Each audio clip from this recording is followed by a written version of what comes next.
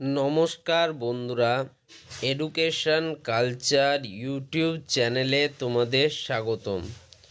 তো আজ আমি তোমাদের অটো আপগ্রেডেশন যে প্রসেস সেই সংক্রান্ত কিছু তথ্য তোমাদের সাথে শেয়ার করতে চাই।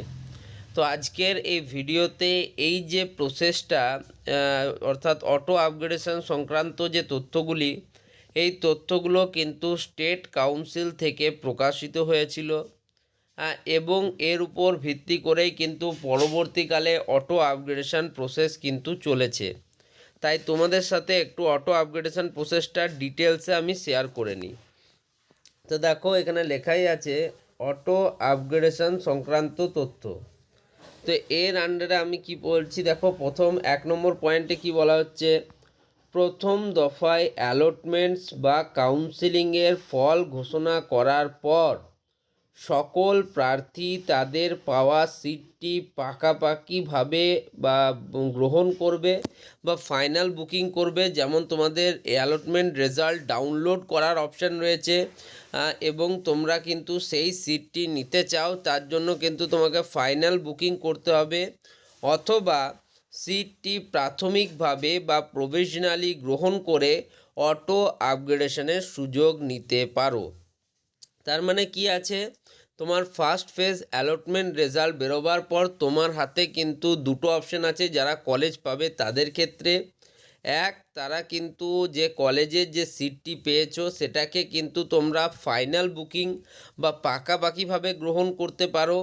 আর দ্বিতীয় বিষয়, তোমরা সিটটিকে প্রাথমিকভাবে গ্রহণ করে বা প্রভিশনালি গ্রহণ করে অটো আপগ্রেডেশনের সুযোগ নিতে পারো।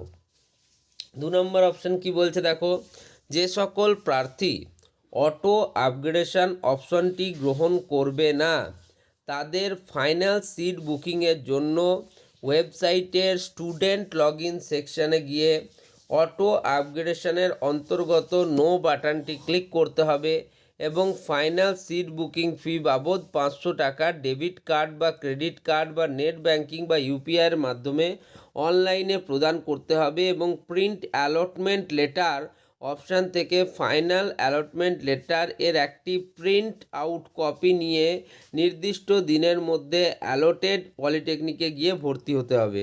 তো যাই হোক, আমি তোমাদের মোটামুটি এটা বলে দিচ্ছি। পয়সার ব্যাপারগুলো তোমরা ছেড়ে দাও, যেহেতু এটা আগের দিকের লেখা। পয়সাটা ছেড়ে বাকি জিনিসগুলো তোমরা বুঝো, যে তোমাদের কাছে কিন্তু অটো আপগ্রেডেশন না করলে তোমরা যে কলেজে যে সিটটি পেয়েছো সেই সিটের জন্য তোমরা ফাইনাল বুকিং বা ফাইনালি অ্যালটমেন্ট নিতে চাইছো, সেক্ষেত্রে তোমার সেখান থেকে তোমাকে যে অটো আপগ্রেডেশন প্রসেস নো করতে হবে এবং ফাইনাল অ্যালটমেন্ট লেটারটিকে প্রিন্ট করে নিতে হবে, অর্থাৎ প্রিন্ট অ্যালটমেন্ট লেটার নিতে হবে এবং সেটার একটি জেরক্স কপি তোমার কাছে রেখে দিতে হবে। কী বলছে, এক্ষেত্রে প্রার্থীকে সমস্ত অরিজিনাল শংসাপত্র এবং সেগুলির এক কপি প্রতিলিপি বা জেরক্স এবং ভর্তির জন্য প্রয়োজনীয় টাকা নিয়ে যেতে হবে। মনে রাখা দরকার, নির্ধারিত সময়ের মধ্যে ভর্তি না হলে অ্যালটমেন্টটি ক্যান্সেলড বলে বিবেচিত হবে। বুঝতে পারলে? তোমরা যেইমাত্র ফাইনাল সিট বুকিং করে নিচ্ছ, এরপর যদি তুমি নির্ধারিত সময়ের মধ্যে উপযুক্ত ডকুমেন্ট বা তথ্যাদি সহ নির্দিষ্ট পলিটেকনিক কলেজে গিয়ে অ্যাডমিশন না নাও, সেক্ষেত্রে তোমার যে অ্যালটমেন্টটি রয়েছে সেটা কিন্তু ক্যান্সেল হয়ে যাবে। এবার কি বলছে, যে সকল প্রার্থী অটো আপগ্রেডেশন অপশনটি গ্রহণ করবে তাদের স্টুডেন্ট লগ ইনে গিয়ে অটো আপগ্রেডেশন অপশনের অন্তর্গত ইয়েস বাটনটি ক্লিক করতে হবে এবং প্রভিশনাল সিট বুকিং ফি বাবদ 2000 টাকা ফেরতযোগ্য ডেবিট কার্ড বা ক্রেডিট কার্ড বা নেট ব্যাঙ্কিং বা ইউপিআইয়ের মাধ্যমে অনলাইনে প্রদান করতে হবে। পরবর্তী পর্যায়ের কাউন্সিলিংয়ের জন্য অপেক্ষা করতে হবে। মনে রাখা দরকার, প্রদত্ত 2000 টাকা পরবর্তীকালে ফেরতযোগ্য কেবলমাত্র রেজিস্টার্ড ছাত্রদের জন্য। তো এই 2000 টাকার গল্প তোমরা ছাড়ো, তোমরা শুধু এইটুকু জেনে রাখো যে তোমরা যারা upgradation for the next round বলে তোমার নিচে দেখবে একটা অপশান রয়েছে, সেই অপশানে তোমরা ক্লিক করবে, সেখান থেকে তোমাকে কিন্তু অটো আপগ্রেডেশন প্রসেসে অংশগ্রহণ করবে। এবার অটো আপগ্রেডেশন প্রসেসে অংশগ্রহণ করার পর তোমাকে কিন্তু পরবর্তীকালের যে কাউন্সিলিং প্রসেস রয়েছে, অর্থাৎ সেকেন্ড ফেজ কাউন্সিলিং, তার জন্য কিন্তু ওয়েট করতে হবে। 4 নম্বর পয়েন্টে কী বলছে দেখো, অটো আপগ্রেডেশনের সুযোগ নেওয়া প্রার্থীদের প্রভিশনাল সিট বুকিং নিয়ে অপেক্ষা করতে হবে পরবর্তী দফার অ্যালটমেন্টের ফল ঘোষণা পর্যন্ত। তোমাদের সেকেন্ড ফেজ বা থার্ড ফেজ, সেকেন্ড ফেজ যতক্ষণ না রেজাল্ট বেরোচ্ছে, যদি না পাও তারপর আরও একবার অটো আপগ্রেডেশনের সুযোগ পাবে। থার্ড ফেজ অবধি মানে তোমাকে কিন্তু পরবর্তী দফার যে সিট অ্যালটমেন্ট তার ফল ঘোষণা অবধি অপেক্ষা করতে হবে। 5, অটো আপগ্রেডেশনের সুযোগ জেক্সপো ও ভোকলেট প্রার্থীদের দ্বিতীয় দফায় অ্যালটমেন্টের ক্ষেত্রেও প্রযোজ্য, কিন্তু পরবর্তী দফার ক্ষেত্রে এই সুযোগ থাকছে না। তো যাই হোক, এটা কিন্তু আগেকার নোটিশ, বিশেষ মনে রাখা দরকার। দেখো কি কি জিনিস তোমরা মনে রাখবে অটো আপগ্রেডেশনে। 1 নম্বর হচ্ছে অটো আপগ্রেডেশনের সুযোগ পাওয়া অনিশ্চিত, কারণ ভর্তি না হওয়ার জন্য যদি সিট খালি থাকে তবেই অটো আপগ্রেডেশন প্রযোজ্য হবে। এই পয়েন্টটা তোমরা মাথায় ঢুকিয়ে নাও, অনেকের ভুল ধারণা আছে।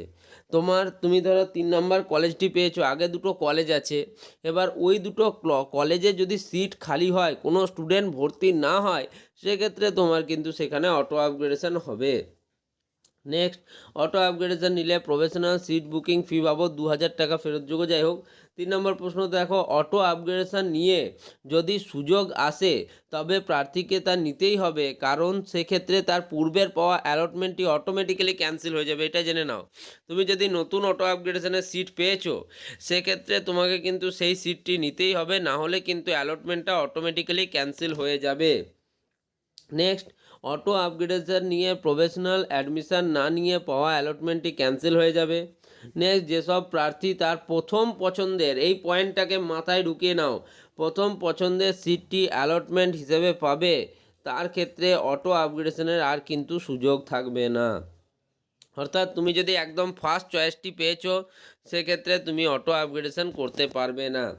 7 নম্বর, জেক্সপো এবং ভোকলেট প্রার্থীদের দ্বিতীয় দফায় অটো আপগ্রেডেশনে পাওয়া অ্যালটমেন্ট বা নতুনভাবে পাওয়া অ্যালটমেন্টের ক্ষেত্রে প্রথম দফার অপশানই থাকবে, কিন্তু পরবর্তী দফার ক্ষেত্রে অটো আপগ্রেডেশনের সুযোগ থাকছে না।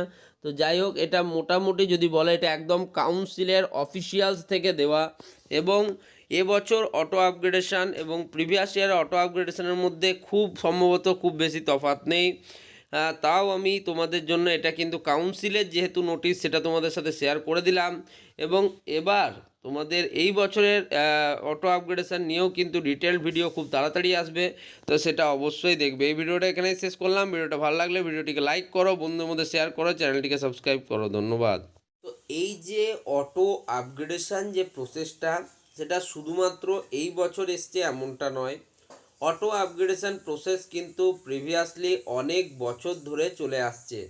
সেক্ষেত্রে আমি তোমাদের বলবো, দেখো প্রিভিয়াস ইয়ারগুলোতে সম্ভবত তোমাদের কিন্তু সেন্ট্রালাইজ কাউন্সিলিং হয়নি, তো সেক্ষেত্রে সামান্য এর প্রক্রিয়া আলাদা থাকলেও এই বছর যেহেতু কেন্দ্রীয় পোর্টালের মাধ্যমে তোমাদের অ্যাডমিশন হচ্ছে, সেক্ষেত্রে পোর্টালটাই আলাদা হয়েছে, বাকি এরকম কিছু কিন্তু পরিবর্তন হয়নি। তাই তোমরা এই বিষয়গুলো নিয়ে একদম ঘাবড়াবে না। তোমরা কিন্তু দেখো, জানো এবং বোঝার চেষ্টা করো এই বছরে কি হচ্ছে আগের বছরের থেকে চেঞ্জ।